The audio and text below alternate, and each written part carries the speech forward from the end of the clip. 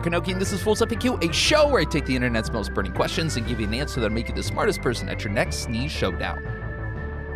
On today's episode, achoo science. So, here's a question that's probably been nagging at you since you were a kid. Why do we sneeze? And more importantly, is it true that your heart stops when you sneeze? Because if you're anything like me, you've sneezed exactly 0 times and thought, yep, I'm definitely dead now. I mean, your entire body convulses, your eyes slam shut involuntarily, and there's this weird pressure in your chest. It feels like something catastrophic is happening inside your body. And society has been telling you for basically forever that, yes, something catastrophic is happening. Your heart genuinely stops. It's just pausing for a moment while you expel whatever invader made its way into your nasal passages by people saying bless you constantly. But what if I told you that might be a myth, that maybe, just maybe, your body knows what it's doing and it isn't actively trying to kill you every time you encounter some dust? Now, let's back up and talk about what a sneeze actually is, because there's a lot more going on than just achoo. Your body is basically running a highly coordinated, full-body operation that will make a military strategist jealous, all to get something out of your nose. It starts when something irritates your nasal passages. We're talking pollen, dust, bacteria, viruses, pepper, or even bright sunlight. Yes, seriously. When these irritants hit the sensitive nerve endings in your nose, your nervous system goes, alert, we have an intruder. These nerve cells send a message racing to your brain, specifically to a region called the sneeze center in your brainstem. Think of it like hitting the emergency alarm at a security station.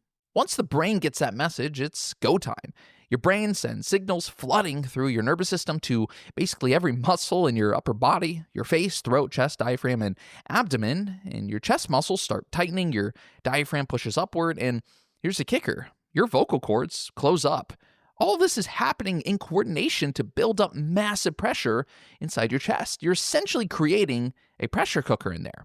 Then, suddenly, your vocal cords snap open and bam, out comes this forceful burst of air through your nose and your mouth. Now, studies show that the speed of that air can reach up to 15 to 60 meters per second, which sounds like a lot. And I know you probably heard that a sneeze can hit 100 miles per hour, which becomes urban legend at this point. The real speed is somewhere between 10 to 16 miles per hour, depending on the study. So, yeah, not exactly a tornado here, but still pretty impressive for something your body does automatically. All right, now, let's tackle the big myth that's probably been stressing you out. Does your heart stop when you sneeze? Short answer, no. Your heart does not stop. It might feel weird, but let me explain what's actually happening. Right before you sneeze, you take a deep breath, and this builds up extra pressure in your chest, which actually slows down the blood flowing to your heart and temporarily lowers your blood pressure, but it raises your heart rate per minute. Your throat closes up to maintain all that built-up pressure, and then when you sneeze, all that pressure gets released suddenly and your blood flow accelerates while your heart rate drops. Now, here's where it gets interesting. There's a nerve called the vagus nerve that runs from your brain all the way down to your large intestine. One of its main jobs is to reduce your heart rate, so when the pressure changes from a sneeze stimulate this nerve, it can actually slow your heart rate down temporarily. Combined with all those pressure changes, your heart's rhythm might feel off for a split second. You might even feel like your heart skipped a beat. But, and this is important, that's not your heart stopping. That's just your heart adjusting its rhythm in response to the pressure changes. It's like your heart saying, hold on, there's something different here, and it takes a tiny pause before it gets back to normal. Now, the University of Arkansas for Medical Sciences has confirmed this and have numerous cardiologists. Your electrical heart signals that control your heartbeat aren't affected by a sneeze. Your heart absolutely keeps beating the entire time. Now, I will say this, there are extremely rare cases where people have fainted from sneezing. It's a condition called sneeze syncope, and it usually only happens to people who have underlying heart conditions. So, if you're a healthy person sneezing during spring allergy season, you're fine. Your heart is doing exactly what it's supposed to do. So, back to the original question, if your heart isn't stopping, what is the sneeze actually doing? Why does your body bother with this whole theatrical production? Well, the sneeze is a defensive mechanism. It's your body's way of getting rid of stuff that shouldn't be in your respiratory system. When you sneeze properly, you're essentially hitting the reset button on your nasal passages. Scientists call this a reboot, where your nose produces secretions that dilute and wash away any irritants and pathogens, preventing them from getting deeper into your lungs where they could actually cause problems. Think of it this way. Your nasal passages are like the bouncers at the front door of your lungs. The mucus in your nose traps particles, and the tiny hairs called cilia beat in waves to move that mucus along. But sometimes there's too much irritation or too many particles, and the whole system gets overwhelmed. So your body calls in the big guns, the sneeze, to basically flush everything out at once. And let's talk about the spray pattern for a second, because this is genuinely fascinating. When you sneeze, you release droplets that can travel up to 5 feet away.